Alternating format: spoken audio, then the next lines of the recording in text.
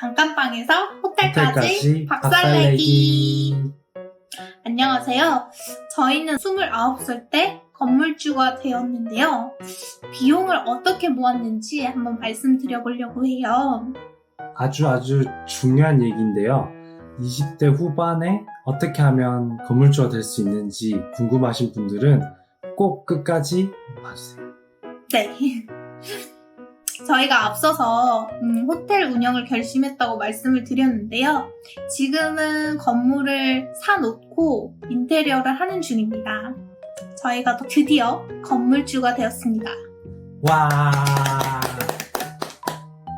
비록 좀 낡고 작은 여관이지만 대출도 잔뜩 끼어 있지만 부모님 도움 없이 회사도 다니고 투잡도 하고 구르고 굴러서 그렇게 산 우리 건물이에요. 말로만 듣던 자수성가 억대 부자는 저희가 꿈꾸는 미래인데요. 지금은 겨우겨우 돈을 짜내서 작은 여관을 하나 산 30대지만요. 여유롭게 저희가 먹고 싶은 것도 먹고 또 좋아하는 사람들하고 언제 어디서든지 시간을 보낼 수 있게 하고 싶어서 지금 열심히 살고 있습니다. 그럼 지금까지의 중간 과정을 한번 소개해 드려볼게요. 첫 번째는 고정지출 관리예요. 이 고정지출 관리는 제가 정말 잘하는 분야인데요. 이거를 한번 설명을 해볼게요. 일단 돈을 잘 모아야 건물주가 될 수 있겠죠? 제일 처음으로 할 수 있는 게 지출 관리였어요. 사실 수입을 갑자기 높이는 거는 쉽지가 않잖아요. 근데 제가 쓰는 거는 관리를 할 수 있겠더라고요. 저 같은 경우에는 서울에서 자취를 했었는데요. 고정지출이 정말 많았어요. 제가 발품을 엄청 팔아서 싼 월세를 얻은 게 55만 원이었어요. 그리고 식비로 30만 원 정도가 나갔었고 기타 공과금, 휴대폰, 보험비 이렇게 다 포함을 하면 정말 숨만 쉬어도 100만 원이 훌쩍 넘어버렸어요. 그랬군요. 그 중에 월세 공과금이 제일 컸는데 이 표에는 제가 5만 원이라고 적었지만 겨울과 여름에는 공과금이 10만 원도 더 나왔어요. 그래서 저 같은 친구들을 모아서 함께 살기로 했습니다. 여러분 쉐어하우스라고 들어보셨죠? 사람이 많이 모일 것 같은 강남에다가 작은 투룸을 얻었어요. 단기방으로 얻어서 보증금도 100만 원으로 적었죠. 저는 그때 사회 초년생이었기 때문에 돈이 없었거든요. 월세는 좀 비쌌어요. 하지만 여러 명이 살게 되면서 공과금을 다 내고도 20만 원이 남았어요.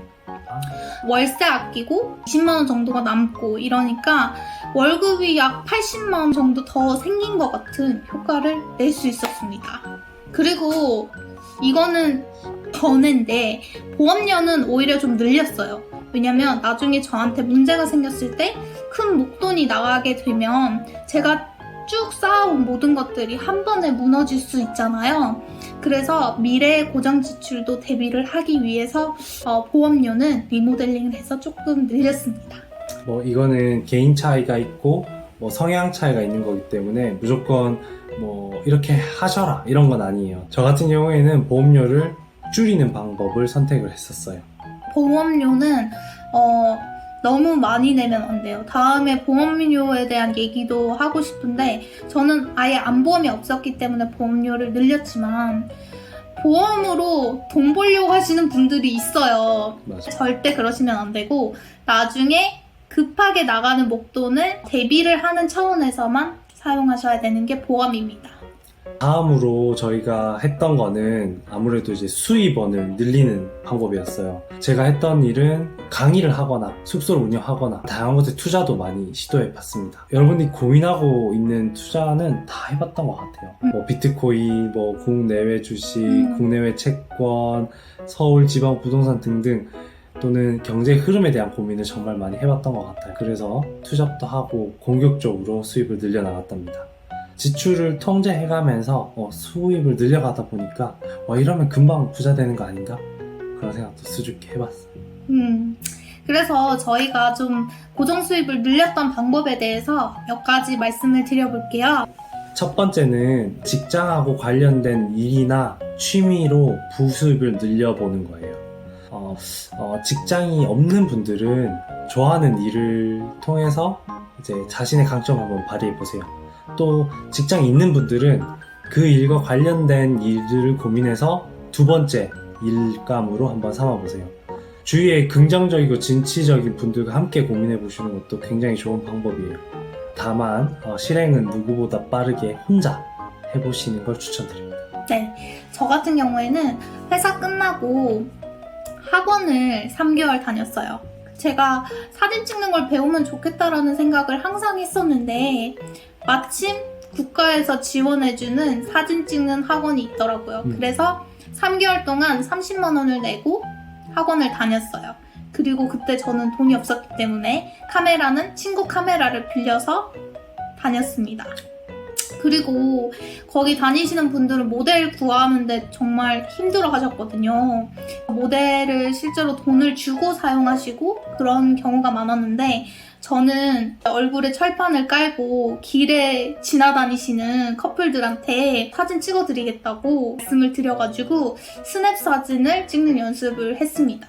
그러니까 좋아하시는 커플들도 많았어요. 직접 의상을 다 준비해 오셔가지고 정말 협조적으로 저의 모델이 되어주셨습니다. 그래서 나중에는 제가 시간당 10만원에서 15만원 정도를 받으면서 스냅 사진도 찍어드리고 인테리어 사진도 찍어주게 되었어요. 대단한 것 같아요. 두 번째는 자본이 들어가지 않는 도전을 한번 해보세요.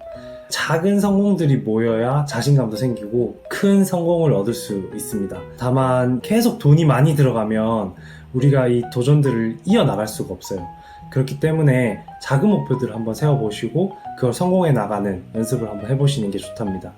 글을 좀 써가지고 모은 다음에 피드백을 사람들한테 한번 받아본다거나 또는 자신의 SNS에 물건을 올려서 한번 팔아본다거나 이런 자본이 크게 들어가지 않는 선에서 도전을 한번 해보셨으면 좋겠어요. 어떤 예시가 있을까요? 또 제가 백수 때 얘기를 해드릴게요. 저는 직장도 다녔었지만 백수인 기간도 꽤 오래돼 있었어요. 직장 되게 다니기 싫어했거든요, 저는. 제가 한강을 간 적이 있었거든요. 근데 한강에 정말 땡볕인데 사람이 너무 많은 거예요. 그 한강 가보시면 아시겠지만 나무는 조그맣고 별로 없고 사람은 정말 많아요. 그러니까 여기 텐트 하나 있으면 너무 좋겠다 이런 생각이 들더라고요. 그때 제가 고시원 살 때였으니까 돈이 별로 없었거든요. 그래서 제가 인터넷에서 20만원에서 25만원 정도 들여가지고 3만원짜리 텐트를 몇 개 샀어요. 그거를 하루에 2만원에 대여를 해드렸어요. 지금 한강 가보시면 텐트 대여하시는 분들이 정말 많은데 그때는 텐트 대여하는 사람이 그냥 없었어요, 그냥. 그러니까 거의 오전에 12시, 1시 이전에 보통 제가 가지고 있는 물량이 다 소진됐었고 그러면서 돈을 좀 벌었었거든요. 물론 이거는 노상이고 불법이에요. 그리고 또 하려고 하면 창피할 때도 있어요. 거기에서 이제 팻말을 들고 서 있어야 되기 때문에 조금 창피할 수 있거든요. 아는 사람 만날까봐 좀 걱정도 되고 실제로 벌금도 냈어요, 저는. 제가 이런 불법을 권장하는 건 절대 아닙니다. 하지만 내가 한번 해볼까 하는 일들에 대해서는 한번 해보시는 걸 추천드려요. 도전을 한번 해보고 실행해보고 그렇게 해야 조금 더 발전을 할 수 있지 않을까 생각이 듭니다. 우리가 이 사례에서 얻을 수 있는 거는 한강 텐트를 빌려서 부자가 되는 게 아니라 부자 못 돼요. 지금 당장 내가 할 수 있는 거를 도전해보고 실행해 봐야 된다는 거예요. 이렇게 한강 텐트의 시초자가 될 수도 있는 또 이제 길이 열리겠죠. 그러면 자, 세 번째는 파이프라인을 만드는 것입니다. 처음 들어보시는 분들도 있겠지만 몇몇 분들은 바로 감이 오셨을 것 같아요. 파이프라인이 뭐예요? 초반에 많은 노력이 들어가지만 한번 만들어 놓으면 계속해서 나에게 돈을 벌 수 있는 그 구조를 파이프라인이라고 합니다.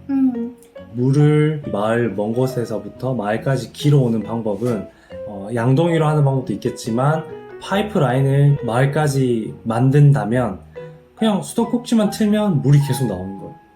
그래서 여러분들이 할 수 있는 파이프라인을 계속 생각해 보셔야 되는 것 같아요. 그래서 저 같은 경우에는 또 제가 숙소 운영을 했습니다. 음. 이거는 직장을 다니면서 했는데 여러분 그런 거 아시죠? 내 집에 남는 집을 이제 빌려주는 형태로. 그래서 저는 쉐어하우스도 살았지만 또 이렇게도 살아봤었어요. 이제 또 서울에 홍대에 투룸을 빌립니다. 그래서 원룸에는 제가 살고 다른 방은 꾸며가지고 다른 분한테 빌려드리는 거예요. 제가 직장을 가 있을 시간 동안은 청소해 주실 분이 없잖아요. 그러니까 청소해 주실 분도 구하고 또 인테리어라고는 제가 전혀 몰랐지만 인테리어도 하고 이것저것 고르고 정말 몇 날 며칠을 새가면서 제 돈나무를 심었습니다. 그러니까 제 숙소를 좋아해 주시는 분들이 생기고 저와 함께 추억도 만들고 이런 경험이 있어요. 제 친구 중에 제가 임대료가 없이도 우리가 파이프라인을 만들어야 한다 이렇게 얘기했을 때 자금이 없으면 불가능하다 이렇게 얘기를 하더라고요. 하지만 여러분 자금이 없어도 또는 적어도 파이프라인을 만들려고 노력을 하시면 만들 수 있는 방법이 분명히 있어요. 요즘에는 유튜브에도 많잖아요. 그런 방법들이. 맞아요. 그래서 우리가 잠을 자는 동안에도 돈이 쑥쑥 들어오면 그게 기분이 정말 좋아요. 짜릿합니다, 아주. 게임 같은 것도 한번 해보시는 걸 추천드려요. 거지 키우기라는 게임이 있는데 무일푼인 거지가 어떻게 해야 자산을 빨리 모으는지를 한번 해볼 수가 있어요. 여러분들이 그걸 해보시면 내가 부자가 되기 위해서 어떤 것들에 투자를 빨리 해야 되고 어떤 능력들을 갖춰야 될지 좀 더 감을 잡으실 수 있을 것 같아요. 그래서 오늘은 저희가 어떻게 돈을 모았는지에 대해서 한번 영상을 준비해봤어요. 여러분 지금 힘든 시기지만 함께 힘든 시기를 박살내봤으면 좋겠습니다. 네, 저희는 또 다음 시간에 뵐게요. 안녕. 구독, 좋아요 눌러주세요.